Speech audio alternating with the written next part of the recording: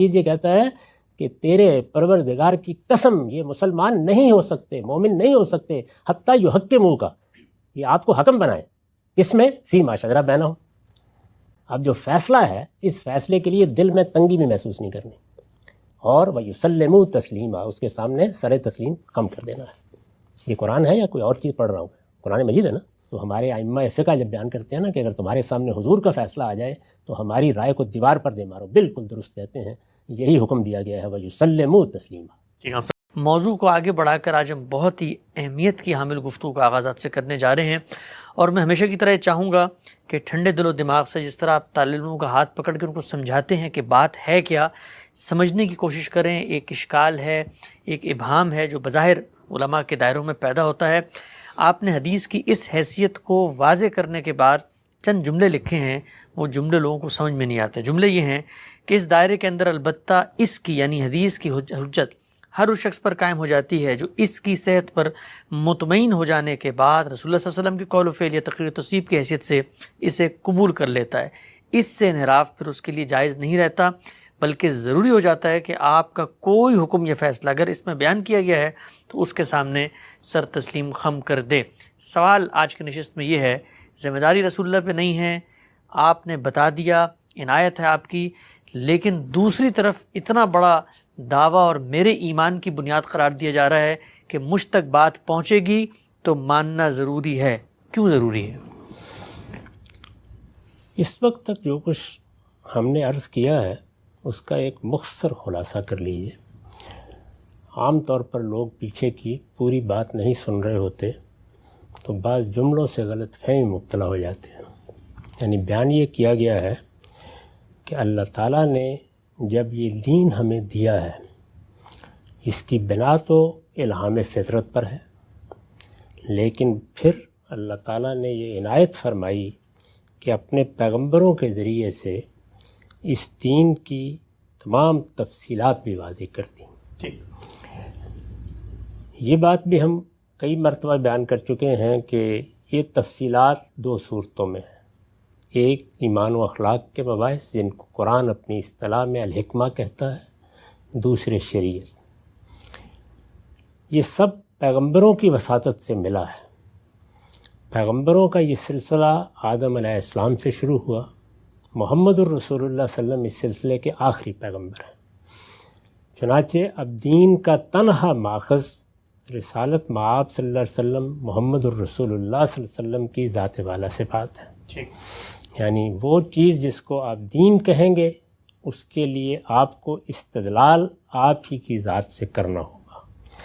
دین کا تنہا مصدر اب آپ ہی ہیں، یعنی جو اللہ تعالیٰ نے انسان کی فطرت میں ہدایت ودیت کی تھی وہ اپنے اجمال کو تفصیل میں تبدیل کر کے اب پیغمبر کی ہدایت بن چکی ہے۔ تو اب تنہا ماخذ کی حیثیت حضور کو حاصل ہے۔ اس حیثیت سے رسول اللہ صلی اللہ علیہ وسلم نے ہمیں دو چیزیں دیں، ایک قرآن، دوسرے سنت۔ قرآن اللہ کی کتاب کی حیثیت سے دیا، یعنی اس کی نوعیت بالکل الگ ہے، اللہ کا کلام ہے، اللہ تعالیٰ کے اپنے الفاظ میں ہے۔ جیسے اللہ تعالیٰ نے اس کو دیا، جبریل امین نے اسی طرح اس کو اخذ کیا اور لفظ بلفظ رسول اللہ صلی اللہ علیہ وسلم تک پہنچا دیا، اور رسول اللہ صلی اللہ علیہ وسلم نے لفظ بلفظ اس کو آگے لوگوں تک منتقل کر دیا، اور اب یہ ان کے اجماع اور تواتر سے نسلاً بعد نسل منتقل ہو رہا ہے۔ دوسری چیز سنت، میں نے اس کے بارے میں بتایا کہ یہ اصل میں کیا ہے، یہ پیغمبروں کی دینی روایت ہے۔ یعنی اللہ تعالیٰ نے جو دین دینا شروع کیا تھا اس میں تمام عملی نوعیت کی چیزیں، عملی نوعیت کی تمام چیزیں وہ ایک روایت بن چکی تھی۔ روایت کو آپ سنت کے لفظ سے تعبیر کر لیں۔ یہ وہ ہدایت ہے کہ جو پیغمبروں کی ہدایت کی حیثیت سے قرآن میں اسی طرح بیان ہوئی، اور پھر کہا گیا کہ یہ پیغمبر ہیں جو یہ ہدایت لے کر آئے تھے، فَبِهُدَاهُمْ اقْتَدِیٰ، اب آپ ان کی ہدایت کی پیروی کریں۔ یہی ہدایت ہے جو رسالت مآب صلی اللہ علیہ وسلم کے پس منظر میں دین ابراہیمی کی روایت کہلاتی تھی، کیونکہ سرزمین عرب میں اللہ کا حرم ابراہیم علیہ السلام نے بنایا، اپنے بیٹے کو وہاں آباد کیا، تو یہ سب لوگ ان کی اولاد تھے اصلاً۔ دوسرے بعض قبائل بھی آئے لیکن اصلاً یہ لوگ یہ اسماعیل علیہ السلام کی اولاد تھے. تو اسماعیل علیہ السلام نے جو دعوت پیش کی وہ ظاہر ہے کہ وہی دعوت تھی جو سب پیغمبروں کی دعوت ہے. جو سنت قائم کی وہی سنت تھی. یہ سنت بڑی حد تک زندہ تھی، اس پر لوگ عمل پیرا تھے. اس میں کچھ بدعتیں داخل ہو گئی تھیں، بعض چیزیں مردہ ہو گئی تھیں.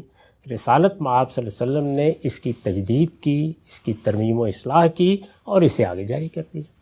یہ دونوں چیزیں کیا ہیں؟ یہ دین کا کانٹینٹ ہے، دین کے محتویات ہیں، یعنی قرآن پورا کا پورا اور سنت. اس کے لیے ہمیں رجوع کرنا ہے. یہ حضور نے ہمیں دے دیا. وہ چیز جو زیر بحث تھی وہ یہ تھی کہ پھر یہ روایتوں میں جو کچھ بیان ہوا ہے یہ کیا ہے؟ یعنی قرآن تو مسلمانوں کے اجماع اور تواتر سے ایک مصحف کی شکل میں مسلمانوں کے ہاتھوں میں موجود ہے. سنت ان کے اجماع اور تواتر سے اس امت کے تعامل میں موجود ہے اور سارا علم اس کو مانتا ہے. تو پھر یہ جو روایتیں ہیں جو بیان کی گئی ہیں، پہلے یہ کہ یہ بیانی کیوں کرنی پڑی، یعنی لوگوں کو جمع کیوں کرنا پڑا، ان کو لوگوں نے تصنیفات میں کیوں بدلا، اور پھر یہ کہ ان کی حیثیت کیا ہے. تو یہ جہاں سے آپ نے اقتباس پڑھا ہے وہاں میں نے یہ لکھا ہے کہ یہ دین میں کسی عقیدے یا عمل کا اضافہ نہیں کرتی، یا دوسرے لفظوں میں یوں کہیے کہ دین کے مشمولات یا محتویات میں اصلاً کوئی کمی بیشی نہیں کرتی، بلکہ یہ اپنی نوعیت کے لحاظ سے تفہیم و تبیین ہے. کوئی بات سمجھائی ہے حضور نے، کسی سوال کا جواب دیا ہے، کسی اشکال کو دور کیا ہے، تو گویا یا قرآن سے متعلق کوئی بات سمجھائی ہے یا سنت کے بارے میں کوئی بات سمجھائی ہے. تو کیا چیز ہے یہ؟ تفہیم و تبیین، یعنی یہ سنت کی یا قرآن کی. اچھا، اس میں اگر اسوہ حسنہ پر عمل ہو رہا ہے تو وہ بھی آپ اگر غور کر کے دیکھیں تو ایک نوعیت کی عملی تفہیم ہے. یعنی اگر اس کو ہمارے زاویے سے دیکھیں، یعنی حضور تو اپنے زاویے سے اپنے پروردگار کی خوشنودی کے لیے احسان کے درجے میں اس پر عمل فرما رہے ہیں، لیکن میرے لیے وہ بھی تفہیم بن جاتی ہے دیکھنے والے کے لیے. تو یہ اگر ایک لفظ میں ادا کریں تو سب تفہیم و تبیین ہے. اسی لیے اس تفہیم و تبیین کے ذیل میں وہ بحث پیدا ہو گئی جو ہم نے پچھلی نشست میں ختم کی ہے کہ کیا یہ تفہیم و تبیین رسول اللہ صلی اللہ علیہ وسلم پر فرض تھی، آپ کی یہ منصبی ذمہ داری تھی؟ تو میں نے یہ بتایا کہ یہ ہرگز آپ کی کوئی منصبی ذمہ داری نہیں تھی، یہ آپ پر کوئی فریضہ نہیں عائد کیا گیا تھا، بلکہ یہ کام آپ نے رافت و رحمت سے کیا. یہ رسول اللہ صلی اللہ علیہ وسلم کی عنایت تھی. یعنی آپ نے اگر کسی چیز کو سمجھا دیا، بطور خود سمجھا دیا یا کسی کے سوال کے جواب میں سمجھا دیا. اب سمجھا دیا دو پہلوؤں سے ہوگا، یا متن کا مدعا سمجھایا جائے گا یا اصل کا اطلاق سمجھایا جائے گا.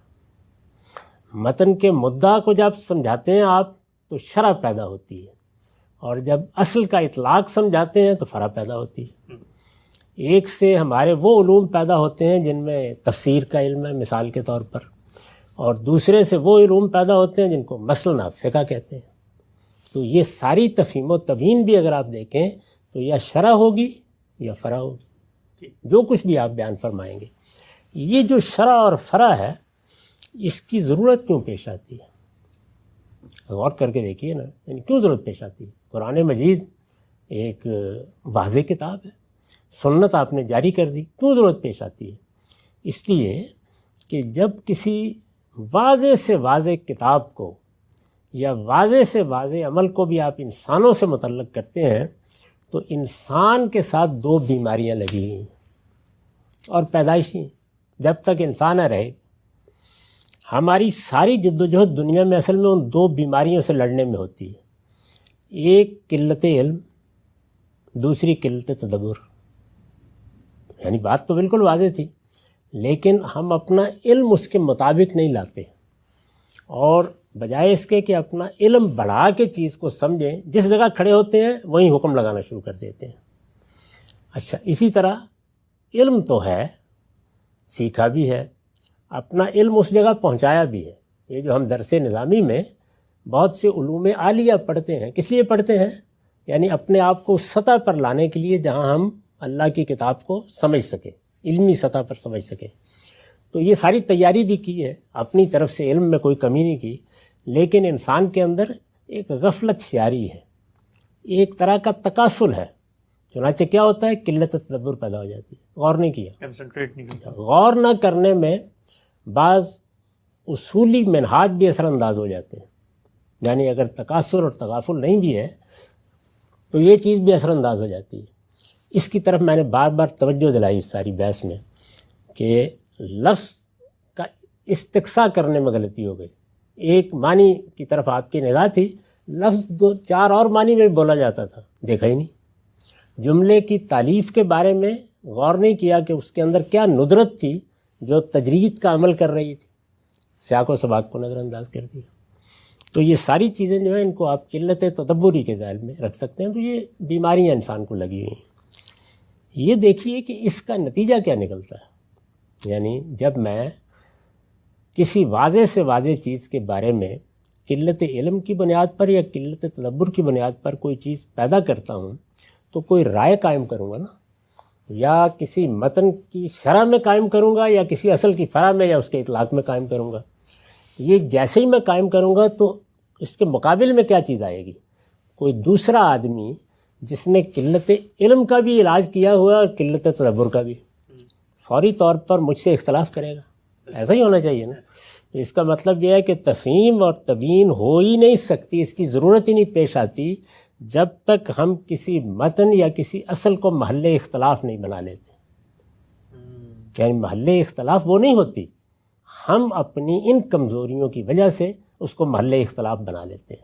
تمام اختلافات کے اندر اگر آپ ادھر کے دیکھیں تو اعلیٰ کلام میں یہ پیدا ہی یہاں سے ہوتے ہیں، یا قلت علم سے ہو رہے ہوں گے یا قلت تدبر سے پیدا ہو رہے ہوں گے، پیدا لازماً ہو جائیں گے. یعنی اگر ایک آدمی رسول اللہ کے ساتھیوں میں سے آ کے صبح کے وقت یہ کہے گا کہ میں تو اپنے تکیے کے نیچے ایک کالا اور سفید دھاگا رکھ کے لیٹ گیا تھا اور قرآن مجید کی جو سورہ بقرہ کی آیت ہے اس کا مطلب یہ سمجھے گا، تو ظاہر ہے کہ یہ قلت علم بھی ہے، قلت تدبر بھی ہے، بلکہ اس سے بھی آگے کچھ ہے. تو ایک ہوتا ہے نا کہ بعض لوگ مغفل سے ہوتے ہیں. ایک شخص نے اگر یہ بات کی ہے تو کیا ہوگا، دوسرے لوگ ہنسیں گے، ٹوکیں گے، یا صبر سے کام لیں گے اور اصلاح کریں گے، بتائیں گے، کچھ نہ کچھ کریں گے نا اس کے نتیجے میں. تو اب ہوا کیا کہ سورہ بقرہ کی وہ جو آیت ہے جو روزے میں ہے وہ محل اختلاف ہو گئی. آیت خود اپنے اندر کوئی چیز نہیں رکھتی تھی، وہ تو قطعی الدلالہ تھی، قطعی الثبوت تھی، یعنی محل اختلاف بن گئی میرے رویے کی وجہ سے. تو تفہیم و تبیین کی حضور کو کیوں ضرورت پیش آئی؟ کوئی ضرورت نہیں تھی کرنے کی.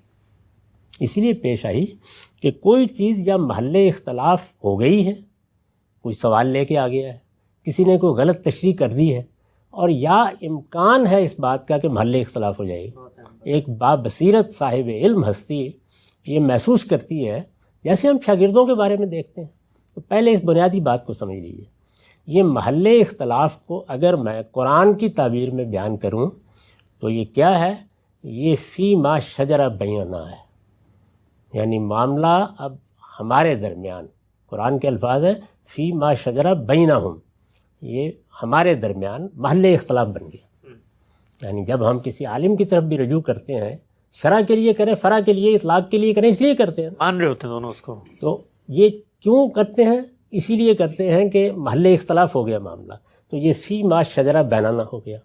فی ما شجرہ بینانہ کے بارے میں ہمیں ہدایت کیا کی گئی؟ اس میں رسول اللہ کی طرف رجوع لازم ہے. فلا وربک لا یؤمنون حتی یحکموک فی ما شجر بینہم. اس میں رسول اللہ کی طرف رجوع لازم ہے. اگر حضور دنیا میں موجود ہوں گے تو آپ کی بارگاہ میں پیش ہونا لازم ہے. قرآن مجید یہ کہتا ہے کہ تیرے پروردگار کی قسم یہ مسلمان نہیں ہو سکتے، مومن نہیں ہو سکتے حتی یحکموک، یہ آپ کو حکم بنائے. کس میں؟ فی ما شجر بینہم. تو اب مجھے یہ بتائیے کہ وہ فی ما شجر بینہم اگر میرا اور آپ کا جائیداد جھگڑا ہے تو اس سے زیادہ بڑا جھگڑا یہ ہے کہ میں قرآن کی آیت کا ایک مطلب سمجھ رہا ہوں، آپ دوسرا سمجھ رہے ہیں، اور جو لے کر آیا وہ موجود ہے، وہ موجود ہے. تو اللہ تعالیٰ نے پابند کر دیا ہے مجھے. یعنی رسول اللہ پر کوئی ذمہ داری نہیں تھی، لیکن مجھ پر ذمہ داری ہے. کیا ذمہ داری ہے؟ حتی یحکموک، مجھے جانا ہے آپ کے پاس، آپ کی بارگاہ میں حاضر ہونا ہے. اور ہر حال میں آپ کی طرف رجوع کرنا ہے۔ تو پہلی بنیادی بات تو یہ سمجھ لیجئے، اور پھر ذرا اس کے نتائج دیکھیے۔ مجھے جانا ہے، رسول اللہ کے زمانے میں میں جاؤں گا۔ حضور نے اس کے جواب میں اپنا فیصلہ دے دیا، حتیٰ یحکم ہوگا، یہ فیصلہ ہے۔ آپ نے فرمایا کہ نہیں، بقرہ کی وصایت میں سفید دھاگا تکیے کے نیچے نہیں رکھنا، اس کا مطلب یہ ہے، یہ فیصلہ ہو گیا۔ یہ فی ما شجرہ بیننا میں فیصلہ ہے حضور کا۔ یا آپ نے کسی اصل کی فرع کے اطلاق میں رہنمائی فرمائی اور آپ نے فرمایا نہیں، یہ اس طرح ہوگا۔ جیسے وہ مشہور واقعہ ہے نا کہ بھئی ہم اگر ہدی کے جانور لے کے جا رہے ہیں، رستے میں مر جائیں تو کیا کریں؟ تو اب ظاہر ہے کہ یہ ایک اصل ہے جس کی فرع کے بارے میں ایک سوال زیر بحث آ گیا ہے۔ فیصلہ دے دیا حضور نے۔ جب فیصلہ آپ نے دے دیا، یعنی فیصلہ دینا کوئی آپ کی ذمہ داری نہیں تھی، میرا فرض تھا، مجھے حکم دیا گیا تھا کہ ایمان کا تقاضا یہ ہے کہ تم پیش کرو گے معاملہ جا کے۔ آپ نے فیصلہ دے دیا، آپ کے فیصلہ دینے کے بعد پھر ایک اور ذمہ داری مجھ پر ڈالی گئی ہے۔ وہ ذمہ داری کیا ہے؟ مجھ پر سے مراد یعنی رسول اللہ کے مخاطبین جو آپ کے ساتھ موجود ہیں، کیا ذمہ داری ڈالی گئی ہے؟ وہ یہ ہے کہ اب جو فیصلہ ادھر سے صادر ہوگا، دیکھیے اب یہاں نہ قرآن ہے نہ سنت ہے، فیصلہ صادر ہوگا، اور رسول اللہ صلی اللہ علیہ وسلم کی شخصیت یعنی رسول اللہ صلی اللہ علیہ وسلم کی شخصیت زیر بحث ہے کہ جو پہلے تو یہ کہ مجھے جانا تھا، خواہ میرا ذاتی مسئلہ تھا جانا تھا، خواہ میرا دینی مسئلہ تھا جانا تھا۔ یہ تو نہیں کہا گیا کہ مجھے تحکیم کے لیے صرف دنیاوی مسئلوں میں جانا ہے، دینی دنیاوی کوئی مسئلہ درپیش ہے، مجھے تحکیم کے لیے حضور کی طرف جانا ہے، یہ ایمان کا تقاضا پہلا کام۔ دوسرا کام یہ ہے کہ اب جو فیصلہ وہاں سے صادر ہوگا، ثم لا یجدوا فی انفسہم حرجا مما قضیت، دیکھیے الفاظ کیا استعمال ہوئے ہیں، فیصلہ صادر ہوا ہے۔ اب جو فیصلہ ہے، اس فیصلے کے لیے دل میں تنگی بھی محسوس نہیں کرنی، اور وَيُسَلِّمُوا تسلیما، اس کے سامنے سر تسلیم خم کر دینا ہے۔ یہ قرآن ہے یا کوئی اور چیز پڑھ رہا ہوں؟ قرآن مجید ہے نا۔ صحابہ کرام اس کے پابند تھے، آپ کے صحابہ پر لازم تھا کہ اگر انہیں کوئی چیز ایسی پیش آ گئی ہے جو فی ما شجرہ بینہم ہو گئی ہے، بڑے غیر معمولی الفاظ ہیں قرآن، فی ما شجرہ بینہم ہو گئی ہے، یعنی ایک آیت کے مفہوم کے بارے میں کوئی اختلاف ہے تو فی ما شجرہ بینہم، اگر کسی اصول کے اطلاق کے بارے میں کوئی اختلاف پیدا ہو گیا یا امکان ہے اس کا تو فی ما شجرہ بینہم۔ حضور امکانی قضیوں کے بھی فیصلے فرما دیتے تھے۔ مثلاً آپ کو اس امکان کے بارے میں اندیشہ ہوا کہ میرے بعد خلافت کا جھگڑا پیدا ہو جائے گا، نزاع پیدا ہو جائے گی، تو آپ نے فیصلہ فرمایا نا۔ تو اسی طرح سے کسی موقع پر یہ اندیشہ کر کے کہ قرآن کی فلاں آیت کے بارے میں کوئی آدمی اپنی غفلت کی وجہ سے یا اپنے عدم تدبر کی وجہ سے یا اپنی قلت علم کی وجہ سے یہ مسئلہ پیدا کر دے گا، تو کبھی آپ نے خود بھی اس میں کوئی بات فرما دی، کبھی سوال کے جواب میں کہہ دی جب لوگوں نے رجوع کیا۔ تو میں پہلے عرض کر چکا کہ ذمہ داری کوئی نہیں، لیکن آپ کی رافت، آپ کی شفقت، آپ کی نصح و خیرخواہی کے نتیجے میں یہ فیصلہ آپ نے دے دیا، تو فیصلے کی طرف رجوع کرنا ذمہ داری تھی۔ قرآن نے لفظوں میں بیان کر دیا، صرف یہی نہیں کہا کہ بات یہاں سے شروع نہیں کی اگر آپ فیصلہ دے دیں، نہیں، مجھے کہا گیا ہے حتیٰ یحکموک، مجھے جانا ہے، اور اگر فیصلہ صادر ہو گیا تو اس کو دل میں کوئی تنگی محسوس کیے بغیر ماننا ہے، اور پھر اس کے سامنے سر تسلیم خم کر دینا ہے۔ یہ رسول کی حیثیت قرآن میں بیان ہوئی ہے۔ اور یہ آیت آئی کہاں ہے؟ اس کو پیچھے دیکھیے، یہ اسی سیاق میں آئی ہے کہ لوگوں نے اپنے نفاق کی وجہ سے پیغمبر کو یہ حیثیت نہیں دی، اور اس میں اس سے پہلے وہ بات کہی گئی ہے کہ ما ارسلنا من رسول الا یطاع باذن اللہ، کہ رسول کی اطاعت ہونی ہے اللہ کے اذن سے۔ تو یہ سیاق خود بتا رہا ہے کہ یہاں اطاعت وہ قرآن اور سنت دینے اور لینے والی اطاعت زیر بحث ہی نہیں ہے، یہ اس سے آگے کی اطاعت زیر بحث ہے، یعنی شخصی حیثیت سے رسول اللہ کا یہ مقام ہے۔ جس طرح یہ حکم دیا گیا ہے کہ اپنے گناہوں کے لیے معافی مانگو اللہ تعالیٰ سے، تو حضور کے پاس جاؤ اور درخواست کرو کہ آپ بھی استغفار کریں، حکم دیا گیا ہے نا اسی کے گرد و پیش میں۔ اسی طرح یہ حکم دیا گیا ہے کہ اگر کوئی محل اختلاف ہو گئی یہ چیز، یعنی سبب کوئی بھی ہو سکتا ہے، یا حضور نے خود محسوس کر کے کہ یہ چیز محل اختلاف ہو سکتی ہے، کوئی فیصلہ دے دیا، کوئی حکم دے دیا۔ اس میں دیکھیے آخری پیراگراف میں نے حکم اور فیصلے کے الفاظ استعمال کیے ہیں۔ تو یہ فیصلہ حاصل کرنے کے لیے جانا بھی ایمان کا تقاضا، اس کو دل میں کوئی تنگی محسوس کیے بغیر ماننا بھی ایمان کا تقاضا۔ تو اس لیے یہ بات تو صریح نص میں بیان ہو گئی ہے، نہ وما ارسلنا من رسول الا لیطاع باذن اللہ میں قرآن و سنت کو آپ سے لینا اور ماننا مراد ہے، اور نہ اس آیت میں۔ یہ سب معاملات اصل میں فی ما شجرہ بیننا، اور یہ اگر آپ دیکھیں تو پیدا ہی تفہیم و تبیین کے باب میں ہوں گے۔ یعنی وہاں تو اگر ہم نہ مانیں، قرآن کو نہ مانیں یا سنت کو نہ مانیں، تو ہم حضور کو نہیں مان رہے، وہ حضور سے اختلاف ہو گیا ہے معاذ اللہ، اس لیے وہ زیر بحث ہی نہیں ہے۔ زیر بحث کیا ہے؟ فی ما شجرہ بینہم، ہمارے درمیان فہم میں اختلاف ہو گیا، سمجھنے میں اختلاف ہو گیا، کسی ذاتی مسئلے میں اختلاف ہو گیا، اس میں سب کا احاطہ کر لیا ہے۔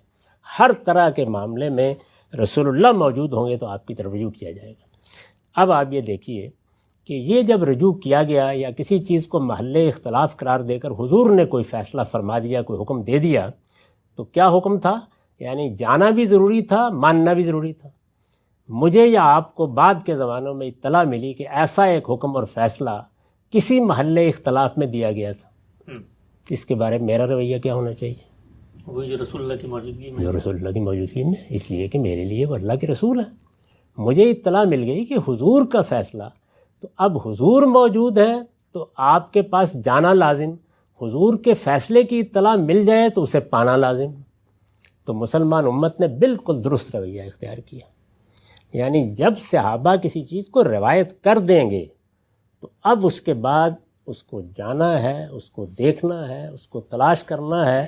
یہ جو ہم دیکھتے ہیں کہ ہماری امت میں ایک بہت بڑی تعداد نے اپنی زندگی کا مقصد بنا لیا کہ وہ حضور کے اس طرح کے فیصلوں کو اکٹھا کریں گے، اس طرح کی ہدایات کو اکٹھا کریں گے۔ یعنی قرآن اور سنت تو ان کے پاس موجود ہے، وہ اس کے لیے بھی نکل کھڑے ہوئے۔ تو یہ جو حدیث کو جسے ہم کہتے ہیں، یعنی روایات کو جمع کرنے کا کام ہوا، اتنے بڑے پیمانے پر ہوا، یہ محض کوئی تہذیبی روایت نہیں ہے، یہ قرآن مجید کے اس حکم کا امتثال ہے، یہ کیا ہے، بالکل درست کیا ہے۔ اسی لیے میں اس کو مسلمانوں کا سب سے بڑا علم بھی کہتا ہوں۔ بڑی محنت کی ہے لوگوں نے، یعنی یہ چیز ہم پر لازم ہو گئی جب ہمیں اطلاع مل گئی۔ دیکھیے اطلاع نہ ملے کوئی ضروری نہیں، اطلاع پر اطمینان نہ ہو، کوئی صحابی اپنے طریقے کے اوپر یہ سمجھتا ہے کہ اسے آگے نہیں بیان کرنا۔ دیکھیے وہاں صحابہ پر وہ ذمہ داری نہیں ڈالی گئی، یہ غور سے دیکھ لیجیے اس آیت کے اندر یہ ذمہ داری تھی کہ سیدنا صدیق کو بھی اگر کوئی مسئلہ درپیش ہے تو جائیں گے آپ کے پاس، لیکن وہ جو فیصلہ یا حکم ملا اس کو اب آگے بیان کرنا بھی ذمہ داری ہے، نہیں قرآن نے نہیں بیان کیا، امتثال امر کرنا تھا، انہیں فیصلہ کرنا تھا کہ آگے بیان کروں یا نہ کروں، انہوں نے کر دیا۔ تو جس طریقے سے حضور کا فیصلہ جب ان کے سامنے آیا تو امتثال ضروری تھا، جب وہ بیان ہو گیا تو میرے لیے امتثال ضروری ہو گیا۔ تو اب اس کو پانا بھی ہے، اس کو جاننا بھی ہے۔ اس بنیاد پر امام شافعی یہ کہتے ہیں کہ یہ علم الخاصہ ہے، اور مسلمانوں میں جو لوگ علم سے متعلق ہوں یہ ان کا فرض ہے، اور ایک لحاظ سے پوری امت کے لیے فرض کفایہ بن گیا ہے کہ حضور صلی اللہ علیہ وسلم کے ان فیصلوں اور ان احکام کو تلاش کیا جائے جہاں کہیں۔ جب اطلاع ملتی تھی تو جاتے تھے، تو جانا ضروری، ان کو جمع کرنا ضروری، ان کی تحقیق کرنا ضروری، تحقیق لازماً ہوگی۔ یہ جتنی تحقیق ہم کرتے ہیں یا کسی روایت پر اعتراضات کر رہے ہوتے ہیں، یہ رسول اللہ سے اس کی نسبت کے بارے میں اطمینان کی بحث ہے، یعنی یہ دیکھا جا رہا ہوتا ہے، کیونکہ دوسری طرف بھی تنبیہ ہے کہ میری نسبت سے کوئی غلط بات بیان نہ ہو جائے۔ تو ہمارے ہاں جو محدثین نے اصول بنائے کہ سند اس طرح دیکھیں گے، متن اس طرح دیکھیں گے، وہ اصل میں اطمینان کے لیے۔ پورا پیراگراف آپ پڑھیے تو اس میں یہ بتایا گیا کہ جب مجھے صحت پر اطمینان ہو گیا کہ یہ بات تو حضور کی ہے، تو اب اطلاع ملی پہلے تو اس کو تلاش کرنا ضروری تھا، اور جب مجھے اطمینان ہو گیا تحقیق کے بعد کہ وہ بات صحیح ہے تو اس کے سامنے سر تسلیم خم کرنا ضروری ہے۔ یہ براہ راست نص صریح میں حکم بیان ہوا ہے، اس لیے میرے نزدیک اس کے بارے میں تو کوئی بحث ہی پیدا نہیں ہوتی۔ تو یہ موقف ہے میرا، اسی کو میں نے اس کتاب میں بڑی تفصیل اور وضاحت کے ساتھ ابتدا ہی میں بیان کر دیا ہے۔ رسالت مآب صلی اللہ علیہ وسلم کی منصبی ذمہ داریاں دو تھیں، پر خلاصہ کر دوں۔ جو دین آپ کو دیا گیا قرآن اور سنت کی صورت میں، اس کا بلاغ مبین، جس عدالت کو آپ کے ذریعے سے برپا کیا گیا اس میں جو حکم دیا جائے اس کی پیروی، اس میں آپ مامور تھے، یہاں تک کہ حدیبیہ کا معاہدہ لکھنے کے لیے بھی مامور تھے۔ تو اس میں بہت سے احکام ہیں جو آپ کو دیے گئے. یہ منصبی ذمہ داری ہیں. تفہیم و تبیین آپ کی کوئی منصبی ذمہ داری نہیں، یہ آپ کی رفعت، آپ کی رحمت. اپنی امت کو اختلافات سے بچانے کے لیے آپ نے اپنے طور پر بھی کسی موقع پر رہنمائی فرمائی، سوال کا جواب بھی لیا. امت کی، مخاطبین کی، صحابہ کی ذمہ داری تھی کہ اگر ایسی کوئی چیز آئے ذہن میں، خواہ کسی متن کے بارے میں آئے، خواہ کسی اصل کے اطلاق کے بارے میں آئے، رجوع آپ کی طرف کیا جائے گا. اس وقت بھی اگر کوئی چیز مجھے معلوم ہو کہ حضور کا فلاں حکم یا فیصلہ دنیا میں کہیں پایا جاتا ہے تو مجھ پر لازم ہے کہ میں اس کی طرف رجوع کروں. ظاہر ہے یہ جو لازم ہونا ہے یہ بالکل صحیح کہا امام شافعی نے، یہ فرض کفایہ کے درجے میں ہے. یعنی بحیثیت امت علماء یہ جدوجہد کرتے ہیں، وہی یہ سب کام کریں گے، آج بھی کر رہے ہیں، تو یہ لازم ہے. مل جائے تو ہمارے ائمہ فقہ جب بیان کرتے ہیں نا کہ اگر تمہارے سامنے حضور کا فیصلہ آ جائے تو ہماری رائے کو دیوار پر دے مارو، بالکل درست کہتے ہیں. یہی حکم دیا گیا ہے وَيُسَلِّمُوا تسلیما. ٹھیک ہے آپ صاحب، بہت ہی اہم گفتگو آج ہم نے آپ سے کی. دین کا تنہا ماخذ رسالت مآب صلی اللہ علیہ وسلم کی ذات والا صفات ہے. قرآن و سنت دین کے مستقل سورسز کے طور پہ ملے ہیں، اور حدیث کے اندر اسی دین کی تفہیم و تبیین، شرح و وضاحت ہوتی ہے. حدیث کو ماننا کیوں ضروری ہے، قرآن مجید کا وہ کیا حکم ہے جس کی وجہ سے رسالت مآب صلی اللہ علیہ وسلم کی اطاعت اور اپنے اختلافات کے معاملوں میں انہیں حکم بنانا لازم ہے. اور حدیث کے بارے میں یہ نقطہ نظر کس وضاحت سے آج بیان ہوا ہے، اس پر کوئی ضمنی اشکالات پیدا ہوتے ہیں تو دوبارہ زیر بحث لائیں گے. وقت یہاں پہ ختم ہوتا ہے، اجازت دیجیے. اب تک آپ کا بہت شکریہ.